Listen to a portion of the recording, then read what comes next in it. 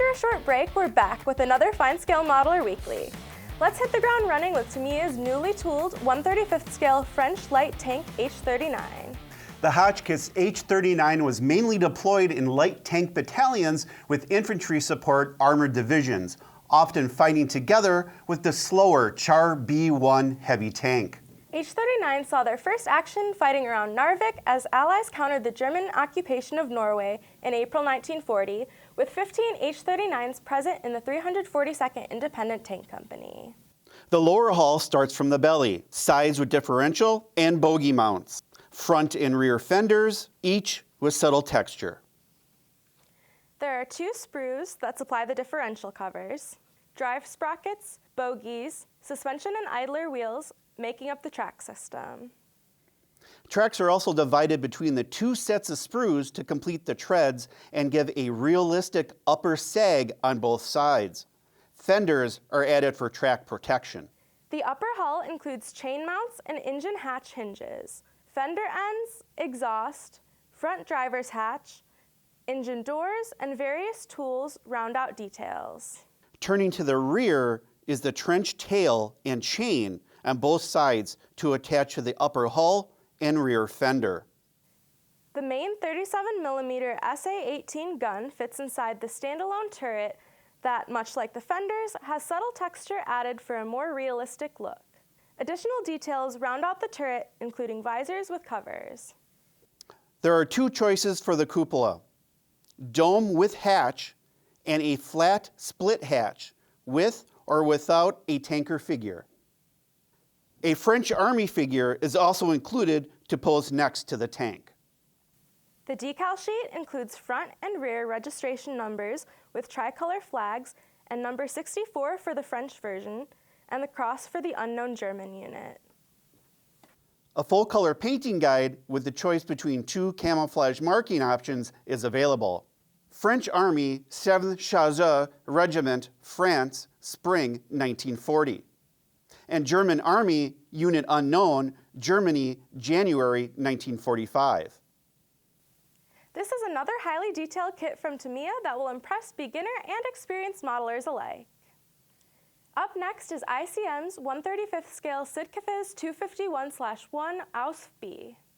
The SdKfz 251 armored personnel carriers were produced in 4 main variants, and there were 23 different versions for various Army needs. Several changes were made to the vehicle's design, mostly related to technological improvements, with the primary modification being the removal of observation slits on the side walls. ICM brings us a new tooling that can be traced to their earlier Ausf A half-track back in 2018, with new parts added over time through 7 subsequent releases up to 2024. The lower hull is made up of the underbelly, separate side panels, and floor with track guards molded on.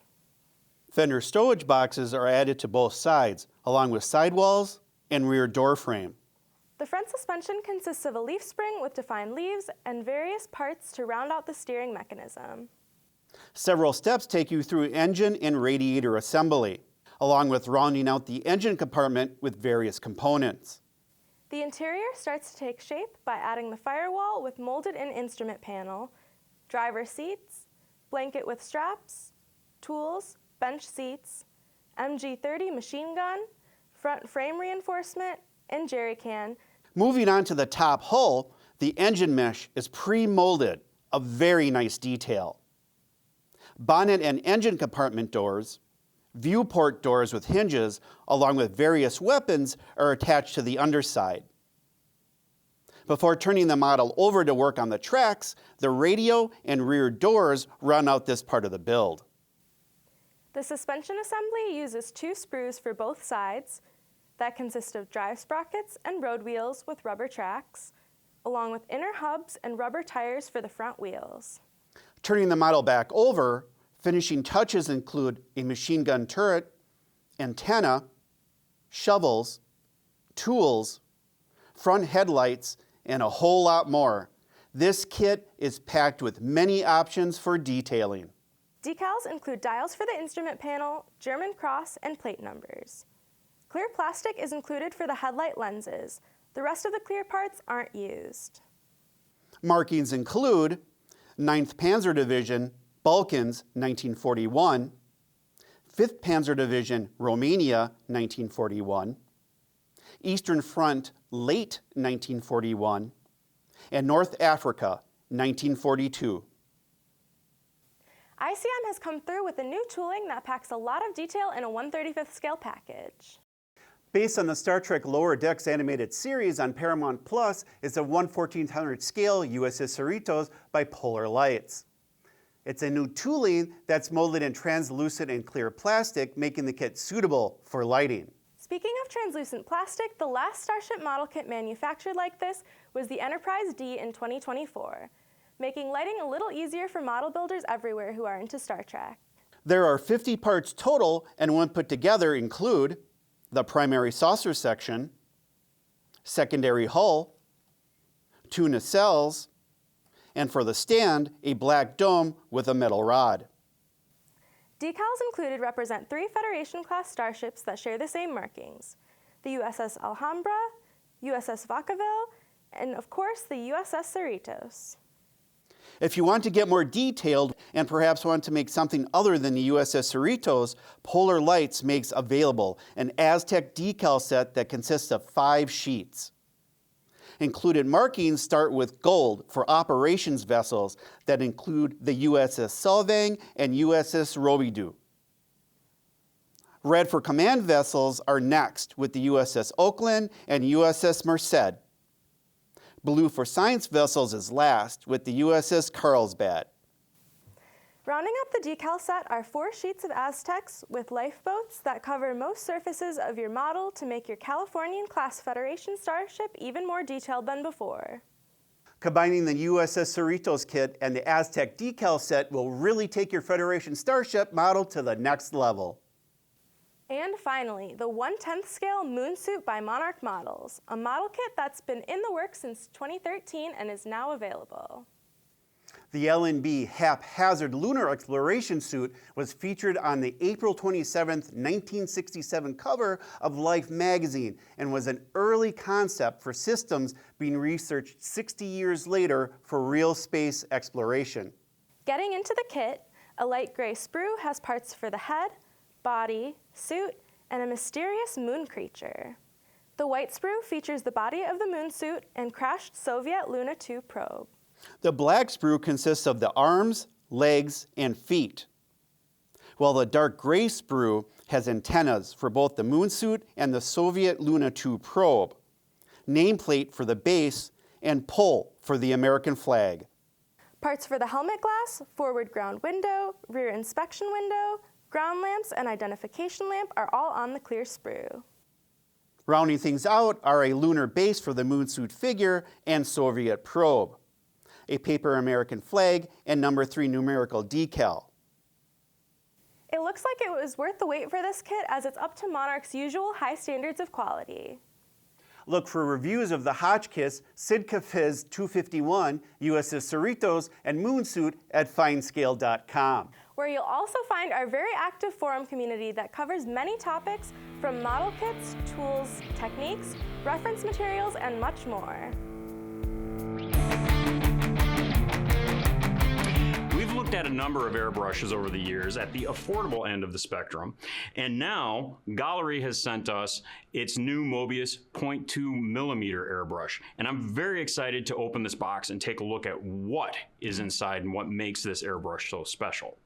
All right, so upon opening up the box here, I see some really cool features. Just upon looking at it, it's a dual action airbrush, down and back, but it's got an MAC valve up here for adjusting spray, and there's a tension knob back here on the back side of the airbrush. This, not this brass one, but this silver one here. And what that tension knob can do is you can back it out, and what it'll do is make the tension on the trigger more or less, depending on what your comfort level is. So that's kind of a cool feature too. Something else that I see right away is that here in the throat, where the cup will go ahead and seat, there is an O-ring right down in there, and that's unusual. You don't necessarily see that. That's going to keep it from leaking. That's cool. I like that. Now, just speaking of the cup, let's take a look at that. That's really polished, highly reflective, very nice. I like that. It comes apart pretty much the same way as any other airbrush, right? Basic airbrush design. Your handle comes off the backside of this, nut there, you take out your needle, and then you can take off the air cap off the front. Now, here's the thing. That right there, that's the nozzle. It's not in there. It is not screwed in. This is a self-centering nozzle. Now, they call it something like a spiral nozzle. It's a large piece, which means that, you know, it fits. You're not handling something super small, not a small brass piece that's suddenly going to flick out of your hands and disappear into the ether, right?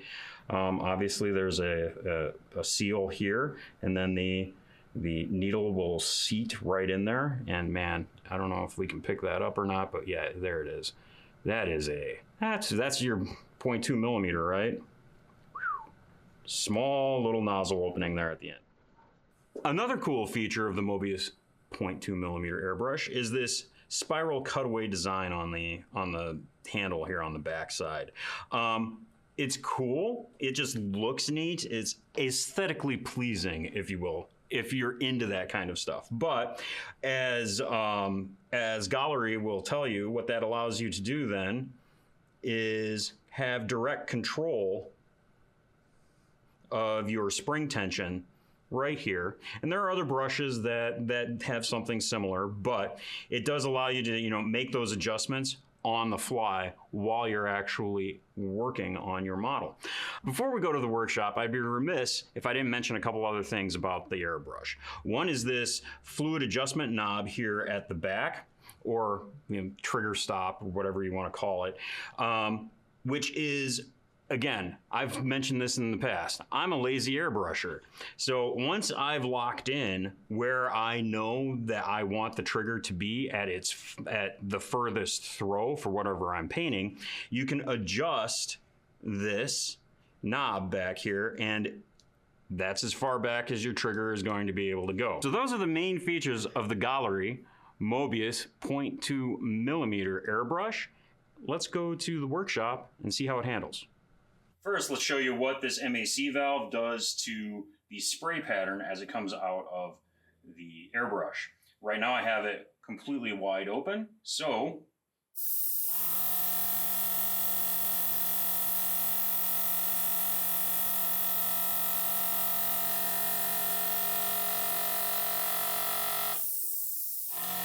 closed, and I'll open it back up.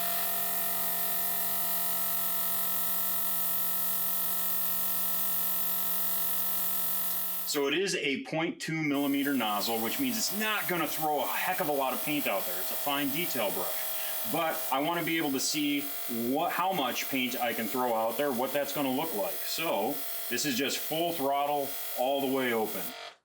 So I'm going to go ahead and turn the MAC valve in about halfway.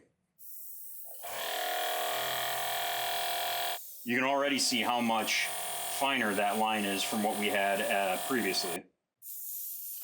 You can see by dialing back the air pressure and by getting closer, adjusting the MAC valve, you can get a tighter pattern, much tighter pattern than what we were doing up there, just full throttle, right? And then you can start really getting nice, tight lines. Almost, well, actually, pencil line. So what more can I say about the Gaahleri Mobius 0.2 millimeter airbrush? If you're looking to add this to your arsenal of airbrushes already, because you've got a 0.5 or you've got a 0.3 and you're really looking to do some fine work, I think the Mobius 0.2 millimeter airbrush would be a fine choice. It is well engineered. And here's the thing. If you've been using, like, let's say, the more inexpensive airbrushes, this is going to just be that extra step up, right? If you're going to replace something that you've already got in your arsenal. The other thing is this. There is a sister airbrush, the Mobius 0.3 millimeter, that you might take a look at in case you are looking to replace a 0.3 or maybe a 0.5 airbrush for your standard airbrushing. So do you need a 0.2 millimeter airbrush in your airbrush collection? Nope. But if you are doing fine detail work, maybe you're looking to start using an airbrush on your figures, it is definitely a nice option to have at the workbench. Back in March, we went to the Mad City Modeler show up in Madison, Wisconsin to shoot some video of the models that were on the tables. And like we do, we want to share those with you because not everybody can make it. So here's some video from that show. Thanks for watching. We'll see you next Friday.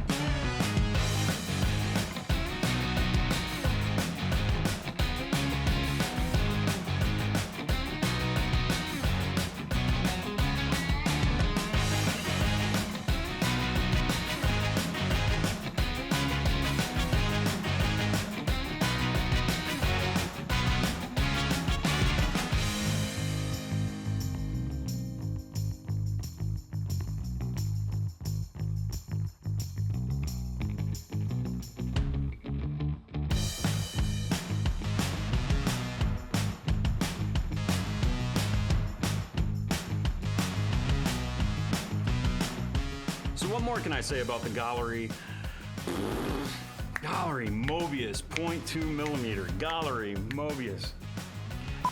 H-39 saw their first action fighting around Narvik as Allies countered the German occupation of Norway in April 1940, with 15 H-39s present in the 342nd Independent Tank Company. Woo, we did it! SdKfz. Like a fizzy soda. SdKfz. Fizz. SdKfz. Like fizz. Yeah. SdKfz. SdKfz. SdKfz. It could be a person's Sid. name. Fizz. SdKfz. Jesus Christ. You're having an accident. You got it and then did it. SdKfz. Sid. SdKfz. The other thing is Ausf.